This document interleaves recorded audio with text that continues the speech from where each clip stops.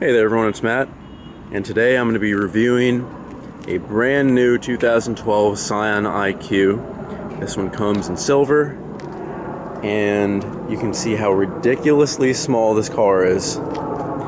We have them parked 3 for a normal 2 size car space. We have them back to back to back. And remarkably, I've been inside here and it has a lot more space than you would think, even seeing it from outside. Right here we have the key, unlock, lock, panic. What we're going to do is we're going to open it up. And I'm going to show you inside the hood here. This does have a 1.3 liter 4-cylinder engine. It's tiny. Everything in the hood is tiny, and unlike the Corolla, it's not unnecessarily heavy with the hood, but that's because there's basically nothing to hold up. You can just set it like that, or you can put the stem down and hook it in. But here you have your, you can say, minuscule engine. Everything looks pretty clean. Everything is where it should be.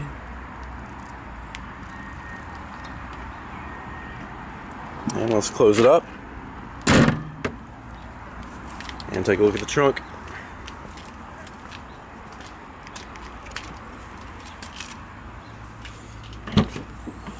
That little button releases it, and here you have your trunk space.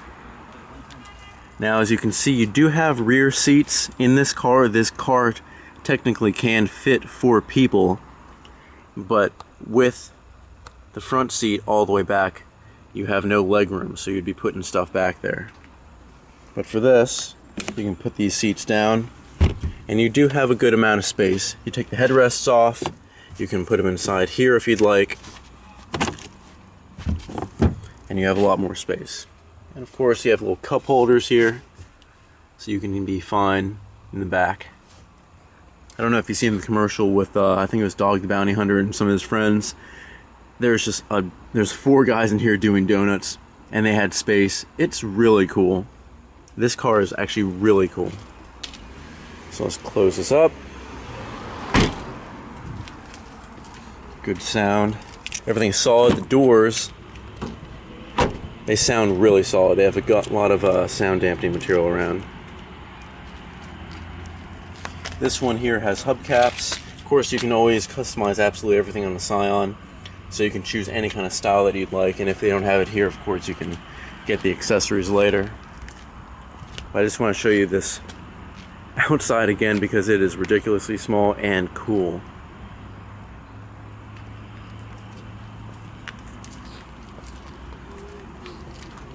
I don't know how many people have been thinking about buying this, but this is a great city car. I'm an extremely big fan of this, and I'm glad I'm actually able to see this in real life. So, let's take a look inside.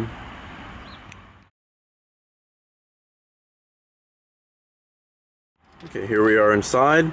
2 doors, no back doors, of course. There would be absolutely no place for them. And of course, you can hear that again. Good sound dampening. Sounds very solid for a very small car. And of course, the price is really low too. So, let me put the key in the ignition. You can hear how it starts up.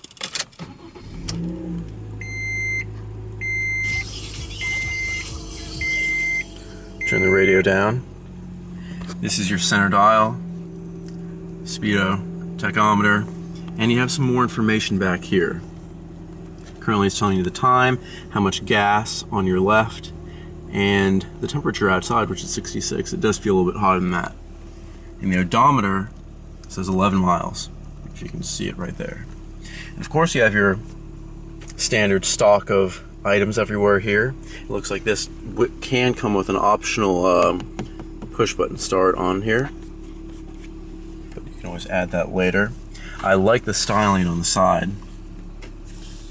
This is a hard material, but when I see it glossy for some reason, it just passes, and I like it. I like how the little speaker is right here visible. But you do get some soft touch materials here for your arm. Unfortunately, in this one, you do not get an armrest, so you're going to be like kind of flopping around here, but that's okay. But I really like the interior styling. I like this. Usually, to me, this headset does not look correct. It looks out of place, but here it does look like it's, you know, stock, everything. But of course, you can change that too. You have your lock and unlock buttons, your USB for your iPod, or auxiliary for any other type of MP3 player, and of course your traction control on and off. Right here you have your charger, or if you still smoke, your cigarette lighter, but you know, that really doesn't matter anymore. Good cup holder, everything's wrapped up because it's new. And your shifter, which just clicks a little bit, but you know, this is what you get with a very small car with a good low price. One touch, windows down, which I'm a huge fan of. I don't like waiting for my windows to go up and holding the button. And of course, one up.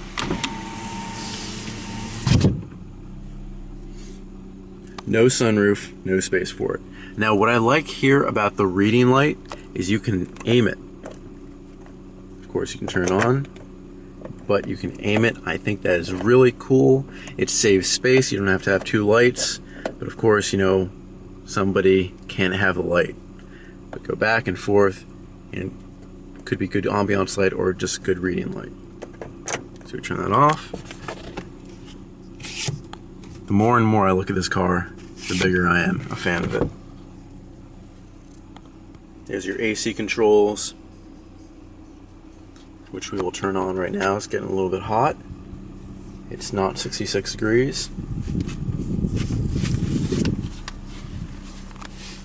Now here we are to where a glove box would be.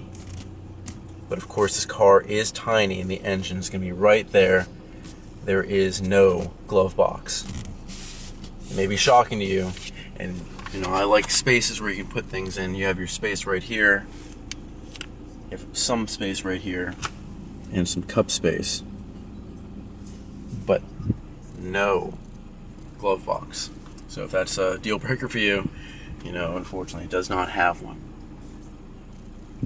So let me turn off the engine, and let me show you how it feels to get inside this car and go in the back seat, which is something you may care about, because I know in this car you're probably just going to be hauling groceries around, but if you ever have the third or fourth person in the car, this is going to be useful. Of course, just like any, I guess you could call it a coupe, but not really.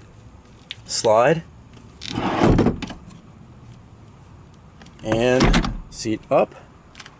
You can see here are the seats. When they're folded down, you do get good flat space for anything you'd like.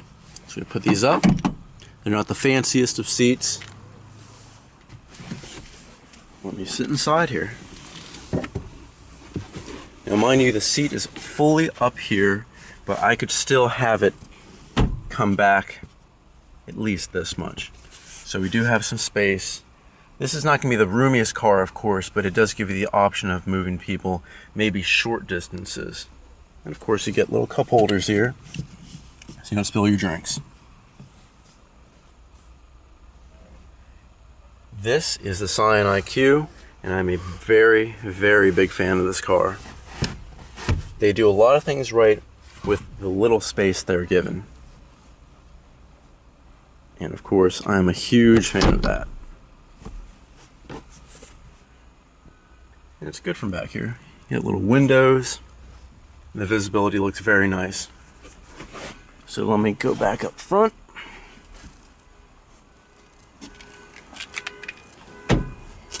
And put the seat back. It's very simple.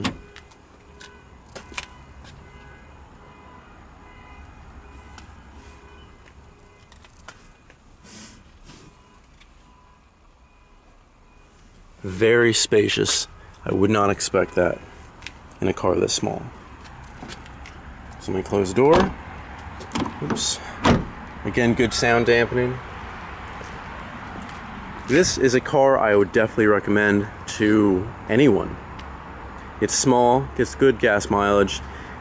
It's a Toyota, you know, Scion's a brand owned by Toyota, so you know this car is going to last you a long time. And if you're looking for just better space, better gas mileage, you have it right here. So this has been Matt. This has been a review of the 2012 Scion IQ. Please subscribe, watch my videos, comment, let me know what I'm doing right, what I'm doing wrong, and let me know how I can improve these videos. I bet you thought because this car is so small that this video would be half the length. But no, there's a lot packed in this little package. This has been Matt, and I'll see you next time.